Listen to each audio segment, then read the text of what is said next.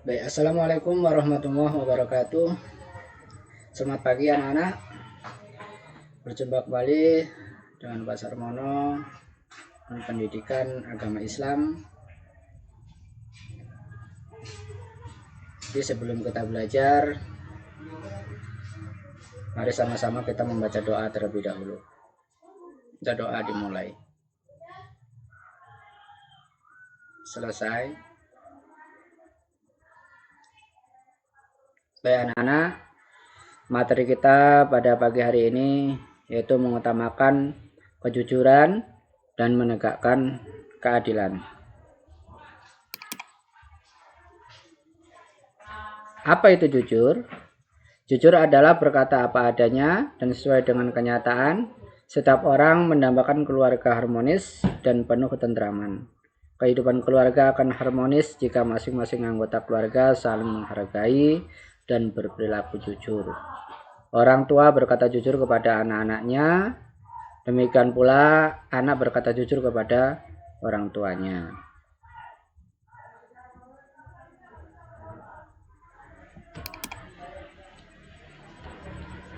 Rasulullah SAW bersabda, An Abdullah ibni Mas'ud qala Rasulullah SAW, alaikum bisidqi fa inna sidqa yahdi ilal birri wa innal birra yahdi ilal jannah.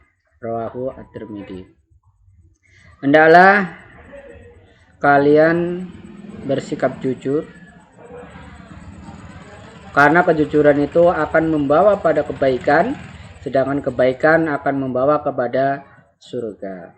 Jadi hadis ini udah jelas ya, bahwasanya perilaku jujur, ya, kejujuran itu hal pondasi utama yang harus diterapkan pada diri seseorang. Kalau seorang siswa berarti jujur, ya, melakukan apa tugasnya. Ketika di sekolah tidak boleh mencontek ketika ulangan. Ketika di rumah meminta izin ketika ngambil sesuatu yang milik orang tua kita. Ketika di masyarakat, maka diterapkan pula kejujuran sama halnya seperti ketika di rumah. Karena perilakunya seseorang tersebut yang menunjukkan kejujuran tersebut udah jelas akan membawa kepada surganya Allah Subhanahu wa ta'ala. Adil. Apa itu adil? Adil artinya memberikan hak kepada orang yang berhak menerimanya, meletakkan segala urusan pada tempatnya. Orang yang adil adalah orang yang memihak kepada kebenaran, bukan berpihak karena pertemanan, persamaan suku maupun bangsa. Untuk menumbuhkan kepercayaan orang lain kepada diri kita, ya maka dibutuhkan perilaku jujur dan adil. Ajaran Islam menjunjung tinggi azas keadilan.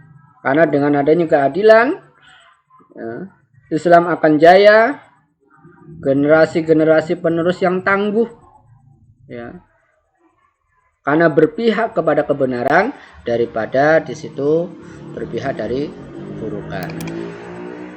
Rasulullah SAW bersabda, an Abi Hurairah radhiyallahu anhu qala Rasulullah SAW, salah satu la turaddu da'watuhum al-imamu adil wal wasaimu hina yuftiru wa da'watul madlumi yarfa'uha fawqal ghamami wa tufattahu laha abwabus samai wa yaqulu rabbu azza wa jalla wa azzatil ansurannaki walau ba'da hinin.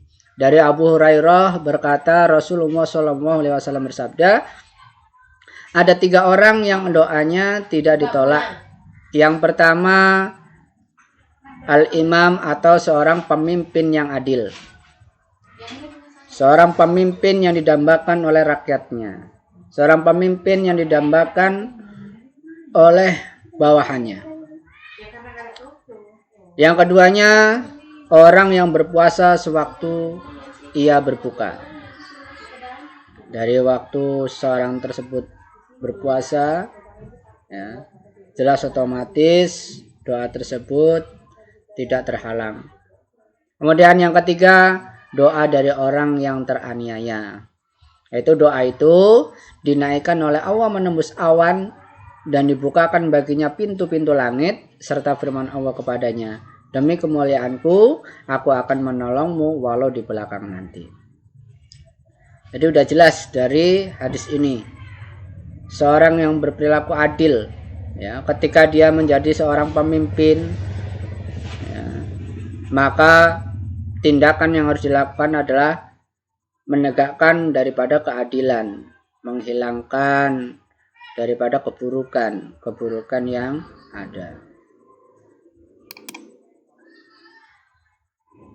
Dalil tentang perilaku jujur dan adil dalam surah Al-Maidah ayat 8.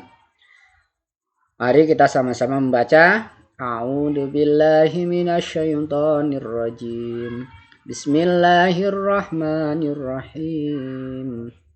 Ya ayyuhalladzina amanu kunu qawwamina lillahi syuhada'a bil qisti wa la yujrimannakum sana'anu qaumin ala alla ta'dilu i'dilu huwa aqrabu littaqwa wattaqullah innallaha khabirum bima ta'malun.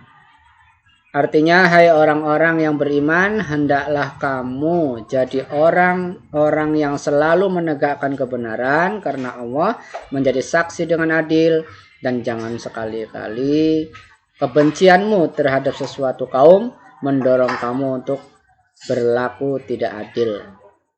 Berlaku adillah, karena adil itu lebih dekat kepada takwa.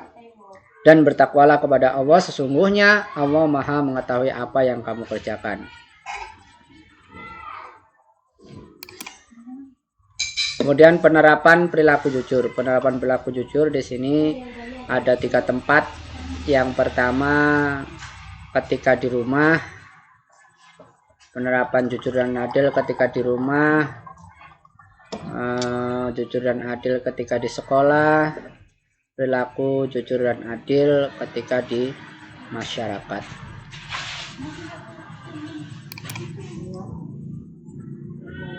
Hikmah perilaku jujur dan adil.